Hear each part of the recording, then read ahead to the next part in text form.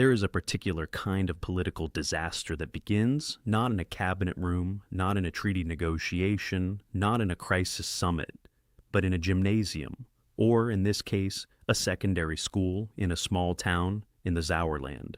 The kind of rolling, unremarkable stretch of Western Germany that produces exactly the sort of chancellor who prides himself on never saying anything he hasn't already cleared with a lawyer and two political strategists. Friedrich Merz went off script. He was talking to students, the sort of appearance where you were supposed to say encouraging things about European cooperation and then take questions about football.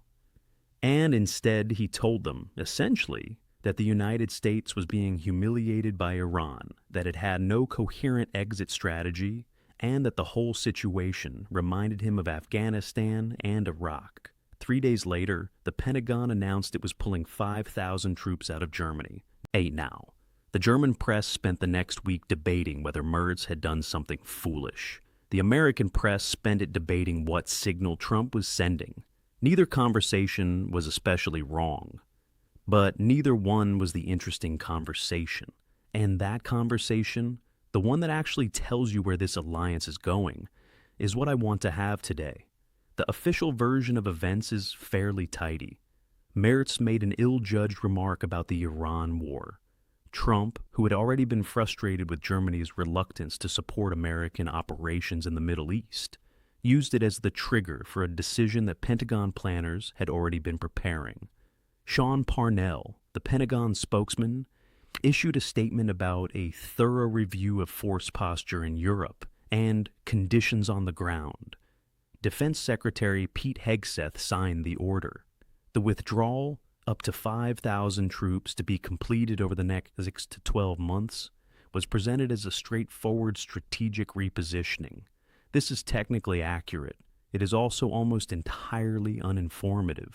Because what you cannot learn from the official version is that as of December 2025, there were 36,000 active-duty American troops in Germany, which means the withdrawal leaves more than 30,000. It also means that the press conferences on both sides, the American side describing this as a posture review, and the German side describing it as anticipated and foreseeable, are both correct and both designed to make you think this is less significant than it is. German Defense Minister Boris Pistorius told reporters that the presence of American troops in Europe, and particularly in Germany, lies in our interest and in the interest of the U.S. He is right. He also knows that the person who most needed to be convinced of that is the one who just ordered the withdrawal, which is the kind of situation where reassuring press statements are doing the most work and the least good at the same time. What you need to understand is not the announcement. It is what the announcement is attached to, and that requires talking about missiles. In July 2024, the United States and Germany published a joint statement. It announced that, beginning in 2026, the U.S. would conduct episodic deployments of a long-range fires battalion to Germany. Equipped with Typhon launchers carrying Tomahawk cruise missiles, SM-6 interceptors, and what the statement described as developmental hypersonic weapons, which is the sort of language governments use when they mean Dark Eagle and would rather not say it in public. The stated purpose was straightforward. Russia had stationed nuclear-capable Iskander missiles in Kaliningrad. The new Tomahawk deployments would, for the first time since the Cold War, give NATO ground-based long-range strike capability on the European continent. Systems capable of reaching high-value targets deep inside Russian territory. Airfields, missile launch sites, command infrastructure. The kind of deterrence posture that changes a Russian planner's risk calculation. When the Pentagon announced the troop withdrawal last month, it also quietly confirmed that the long-range fires battalion would not be coming. The Tomahawk deployment, the one that was supposed to close Europe's most significant deterrence gap, is canceled. Germany's immediate response, which tells you almost everything you need to know about the speed of the new calculation, was to begin emergency procurement negotiations to simply purchase the capability for itself. According to the Financial Times, Berlin is now trying to buy 3 Typhoon launcher systems and approximately 400 Tomahawk Block 5 cruise missiles directly from the United States. Defense Minister Pistorius was reportedly prepared to fly to Washington personally to push the deal through, which is, if you think about it, a remarkable thing. The United States canceled a commitment to station weapons in Germany. Germany's response was not to protest, but to ask if it could buy the same weapons and station them itself. That is not the behavior of a country that thinks the alliance is breaking down. That is the behavior of a country that has concluded the alliance is transitioning and has decided to get ahead of where it is transitioning to. Here is the part that makes the standard narrative: Trump punishes Germany, Germany suffers the consequences, somewhat harder to sustain. Friedrich Merz is not a man who stumbled into German politics. He is a former BlackRock executive and CDU leader who spent 3 years in opposition developing a very specific theory of how to repair Germany's relationship with the United States while also making Germany capable of defending itself without needing to be told to. His coalition, upon taking office, immediately moved to exempt defense spending from Germany's constitutional debt brake, a piece of fiscal architecture so entrenched that changing it required a supermajority and about 30 years of political resistance. Merz got it done in a matter of weeks. Germany's defense budget for 2026 is approximately 108 billion euros. That is a combination of a regular Bundeswehr allocation of 82.7 billion euros and a special rearmament fund contribution. It makes Germany the 4th highest defense spender in the world and the largest military budget in Europe, nearly double France's allocation for the same year. Merz has committed to meeting the new NATO target of 3.5% of GDP on core defense, with a further 1.5% on security infrastructure. He has pledged to grow the Bundeswehr from 182,000 to 240,000 active soldiers by 2031, most likely through the reintroduction of conscription. His defense minister stood in Vienna in April and published a strategy document naming Russia as the biggest and most immediate threat, and setting 2029 as the deadline by which Germany must be prepared for large-scale conflict. This is the country that Trump is punishing. The off-script high school remark was genuinely unforced. Merz knows that. His political opponents are enjoying it. But the underlying direction of German defense policy is exactly where the United States has been demanding European allies go for a decade. The irony of the withdrawal is that it arrives at the precise moment when Germany is, by most objective measures, finally doing what Washington asked. The Germany situation is complicated. The Spain situation is considerably more legible, which does not make it simpler.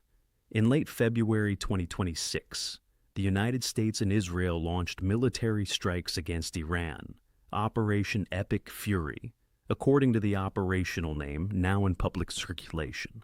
Spain, under Prime Minister Pedro Sanchez, immediately announced that the joint military installations at Rota and Moron, 2 bases in the south of the country near the Strait of Gibraltar, that the U.S. operates under a bilateral agreement but which remain under Spanish sovereignty, would not be made available for offensive operations. 15 American tanker aircraft were relocated. Bomber overflight requests were denied. Even airspace transits by aircraft based in third countries were blocked, with a single exception carved out for genuine humanitarian emergencies. Sanchez told a parliamentary session that Spain's position could be summarized in 4 words: no to the war. Trump's response was to threaten to cut off all trade with Spain, instruct Treasury Secretary Scott Bessent to sever economic relations, and say, at a White House press appearance alongside Friedrich Merz, which was its own kind of diplomatic staging, that the U.S. could simply fly in and use the bases anyway if it chose. Nobody's going to tell us not to use it, he said, but we don't have to. The practical consequence was that American bombers flying strike missions against Iran had to reroute via the United Kingdom and Portugal. Sortie rates dropped. The operational geometry became less efficient. What the Spanish decision made visible is something that defense planners discuss in careful language, and politicians usually don't. Basing access is not the same thing as an alliance guarantee. The U.S. has 76,000 troops mandated by Congress to remain in Europe. It has bases across a dozen countries. It has treaty obligations. None of those things automatically give it the ability to launch offensive operations from any particular piece of European territory, because those territories are sovereign. And sovereignty turns out to mean something in practice, not just on paper. Spain is the edge case. But the geometry it revealed is not going away.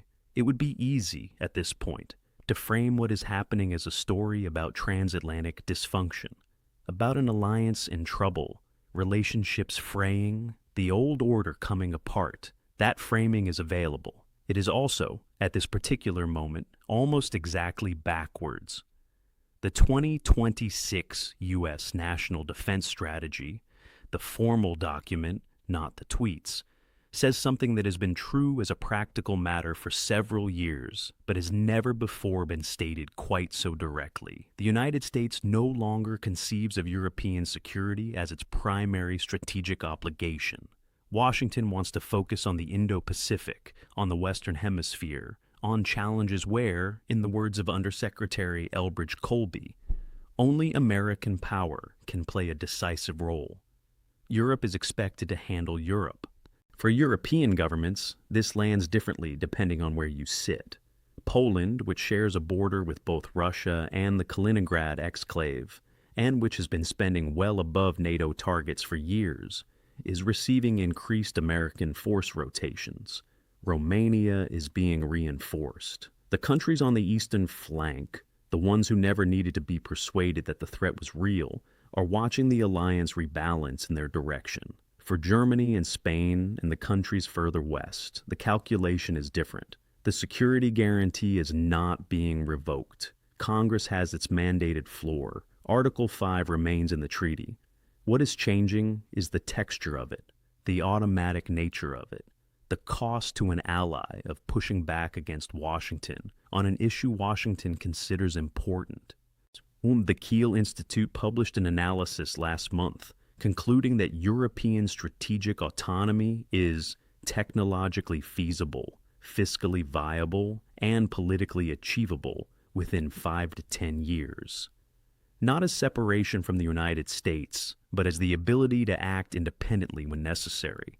3 months ago, that paper would have landed in a policy journal and been read by people who attend conferences about it. Now, it is being read by defense ministers. That is the shift. Not the 5,000 troops. The shift is in who is now taking the question seriously.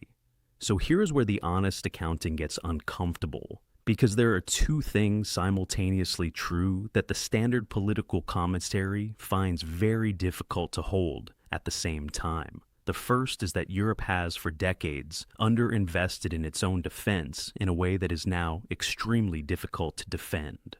The NATO 2% target, the one that Trump has been demanding allies meet since 2016, was finally being met by all 32 members for the first time this year.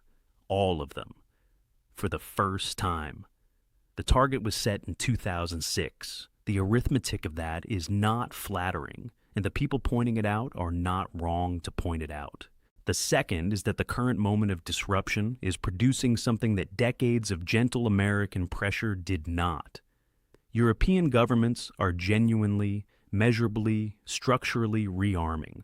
Germany is spending 108 billion euros. France has accelerated its nuclear posture review. Poland is building what will be the largest army in Europe by 2030. The European defense industrial base, which was, as recently as 2022, not structured to fight a serious war, is beginning to reconfigure itself. Rheinmetall's profit jumped 38% last year. European defense stocks are the best performing sector on the continent. Whether this would have happened without the pressure is an interesting historical counterfactual. Whether it is happening now is not a counterfactual. It is happening. The question that the withdrawal from Germany, the canceled Tomahawks, and the Spain confrontation are all circling, without any of the participants being willing to say it directly, is whether the alliance is transitioning into something different or whether it is breaking. Those are not the same outcome, and the distance between them is currently being decided by decisions being made in Berlin, Warsaw, Paris, and Brussels, rather than in Washington, which is, as it happens, precisely what Washington said it wanted. The United States has spent the better part of 2 years telling Europe that it needs to take responsibility for its own defense. Europe has spent the better part of 2 years resisting that message, negotiating around it, expressing concern about it in strongly worded communiques, and then, this year, more or less doing it. The troop withdrawal from Germany is a punishment. It is also, depending on which European capital you are sitting in right now, something that looks increasingly like an accelerant. Whether that was the plan is, I suspect, a question to which there is not a clean answer. These things rarely have one. I am Marcus Fenn. This is Borderlines, analysis from the edge. Subscribe now if you think the interesting conversation is usually the one nobody's quite having yet. The next one will be along shortly.